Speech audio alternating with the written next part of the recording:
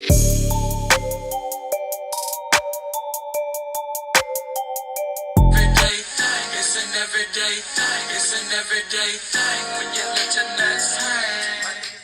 dating in DC. Let's talk about it. First things first, I'm specifically talking about cis-het relationships. It is Pride Month, so I just wanted to make that clear. And two, I am making this video in response to another creator. She did ask for feedback about the topic, so I just want to apologize in advance if I say anything to offend. That's not really my intent. I just wanted to offer a different perspective. So to summarize the original video, there was a creator that basically said Black women in the DMV area need to stop going to places like 12 Stories, Park, and Hook Hall because it's throwing off the ratio. She said that 1, this is causing men to overestimate their value, and 2, that it's making it harder for women like her to be able to find potential dating prospects at these places. To be clear, she did ask for feedback, and in the comments, a lot of Black women were basically telling her that she just needs to decenter men a little bit more. The creator then made a follow-up video saying that the women in the comments were being disingenuous by telling her to decenter men, and that it's not a bad thing to want to seek out a partner. So now that we're all caught up and on the same page, I have a couple thoughts. I, first of all, just want to review the concept of decentering men. Now, to my understanding, decentering men does not mean that you're removing men from your life completely. It doesn't mean that you stop dating. It doesn't mean that you're not still interacting with them in your day-to-day life. It doesn't mean that you're not seeking a partner. My understanding is that decentering men means you're shifting the focus from men and male validation onto yourself, focusing on your own growth, your own happiness, prioritizing your peace, and prioritizing your own, you know what I'm saying, like self-reflection and healing. So in my opinion, telling women to stay home from 12 Stories and Park is not the solution to the quote-unquote problem of the ratio being off.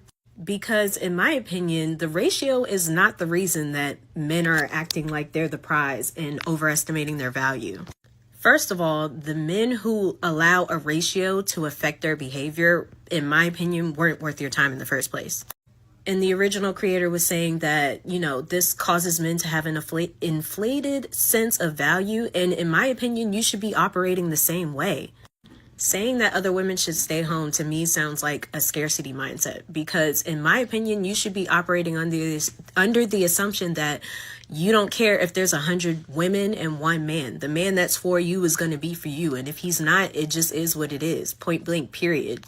I don't think it's fair to tell women that they need to stay home in order to get the men to act right. Like, that just doesn't even make sense. You should be focusing on yourself and what you can control in that scenario. And the only thing that you can control is you. You can't control how the other men are acting. You can only control your reaction to them. And again, the man who's worth it is not going to be acting a fool. Like, are there going to be more options for him because there's a lot more women? Yes. But at the end of the day, he's going to be moving the same regardless of what the options are in the room. And also, the DMV has always been a target-rich environment for intelligent, gorgeous women. That's why PG County is called Pretty Girl County, and it's literally been called that for decades because this has always been the case. There's always been an abundance of gorgeous women in this area. Then in her original video, that creator mentioned that she went to a small private event and a couple of the men there admitted to her that they showed up specifically because they knew there was going to be a surplus of women, and that finding this out kind of upset her. And my question in response to that is, isn't that the scenario that you wanted? Because she mentioned that, you know, like they were, what did she say? That they were gentlemen. And I'm just like, you literally went to an event and were talking to men that were kind and gentlemanly. Isn't that the exact scenario that you were looking for? Out of all the women, they were talking to you. So what happened there? And maybe they weren't her type, or like there just wasn't chemistry there. But I think that event being another like fruitless outing for her is part of the reason she went and made that video in the first place. And I mean, she kind of said that, but this is also just me reading in between the lines.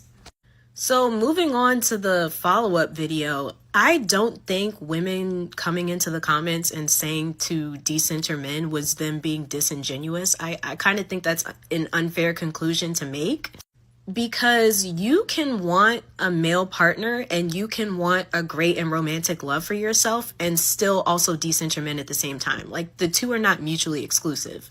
That creator mentioned that, choosing a partner is one of the most consequential decisions that you can make in your life. And I wholeheartedly agree. And I think it's because certain women understand how important that decision is that they choose to decenter men and focus on themselves. They choose to focus on growing and becoming a healthier person so that they can recognize a great partner when they see one.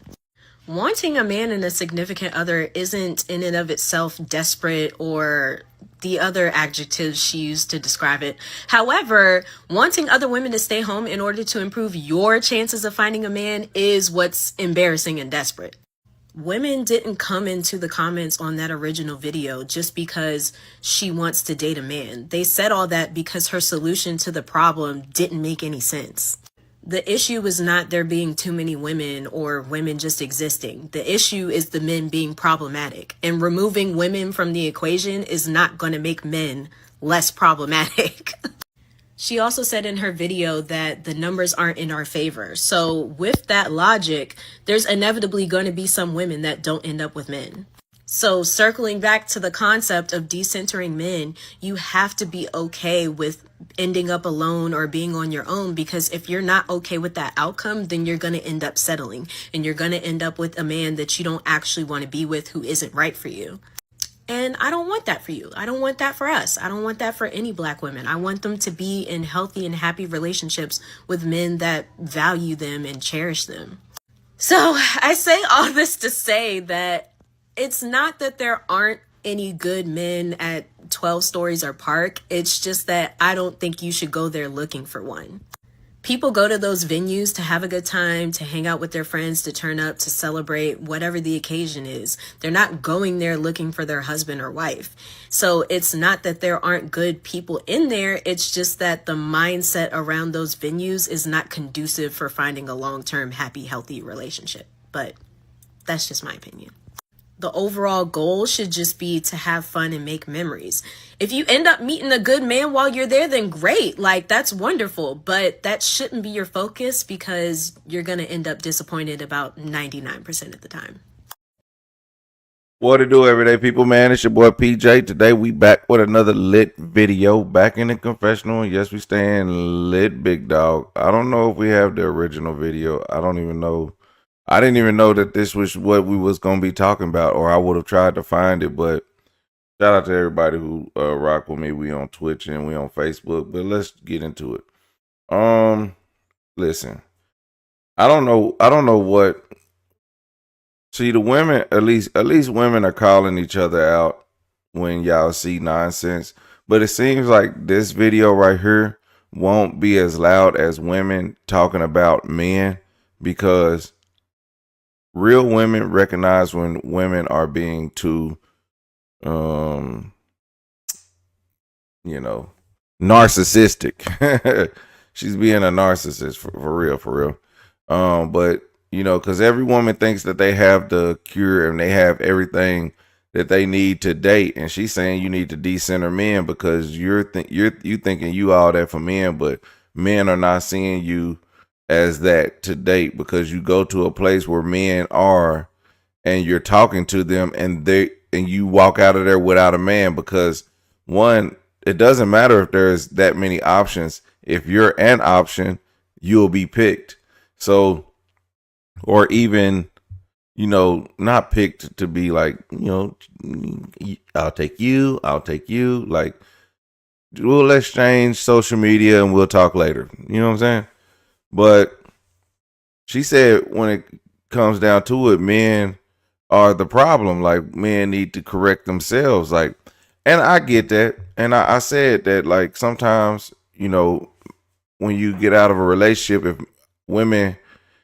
if women are online, all women have the same issues. There's no woman is out there complaining about dick. They like, oh, he giving me no weak dick. They not complaining about that.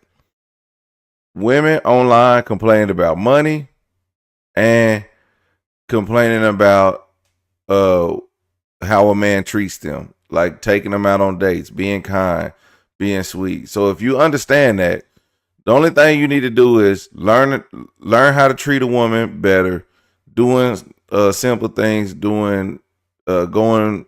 You don't have to go above and beyond, but just go a little bit out your way to make your woman happy, and then make more money. So when it comes to making more money, you have to start young. If you don't start young, when you start old, the older you get, you still have to create. Yeah, you still have to get skills. If you don't have any skills, you won't make more money.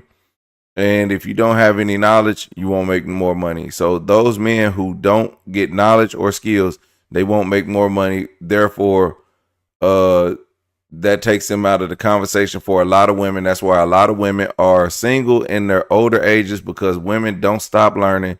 Women can continuously get skills and they continuously make more money. And by the time they're older, they feel like there's nothing that a man can do for them but give them dick. So they just find a man that can fuck them, and then they don't be with them, and they just don't talk to them, and that's just a fact. And or they find one that's good enough that will treat them better. He don't have to have all the money, but he gives with good deed, and he treats her well. Okay, that's it. That's all she needs. She don't need the money because she has the money. Or when they find a guy with money, he hasn't corrected himself to treat her good, and she calls him the toxic one. But then those are the ones that y'all need to watch out for, because there's so many of them that have money and they don't feel like they need to correct themselves for you. And so many women are after those guys. So while those women are chasing those guys with money, because it's very little of them, it's hard to find which ones are the good ones. The good ones, 9 times out of 10, that do make the real good money and will treat you nice, are less attractive. So women on initial look, they will pop the balloon on him. They'll be like, "Oh, I don't like what he looks like. I don't like his haircut. I don't like his shoes. I don't like his pants. I don't like he's too short. He's this, he's that." So out of initial attraction, they're not looking at him. And so then that cuts them out. So it doesn't matter how much money he makes. That man doesn't fit the woman's aesthetics to please her, because she has to have something to look at. Okay. So you have to be able to be able to look good, have money, treat her nice, and be mentally healed. So now, for the men that can do that, men, if you can look nice, if you can make money, if you can treat your woman nice, and you can go that extra mile for your woman, then you'll be okay. But once you get that, then you don't just have to deal with any woman. You have a plethora of women to choose from. So now this is where the dilemma comes from, because now these guys are out here at this party looking at all these women. They're good guys. They treat the women well cut. They look good, and they make good money, but they have all these women to deal with.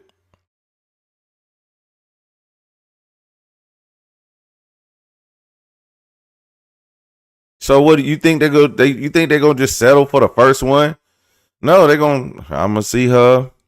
I'll see her. I didn't like this about her. I didn't like. So now then y'all gonna say, "Oh, they sassy because they're feeling this way or they feeling that way." Well, that's the guy you want. You're calling men sassy because the guy that you want cares about your feelings, talks to you all day on the phone, thinks about the things that you want, dresses nice, makes good money, and is healed, but he won't put up with your bull crap. But now he's sassy. So I don't know, man. I think y'all offed up, honestly.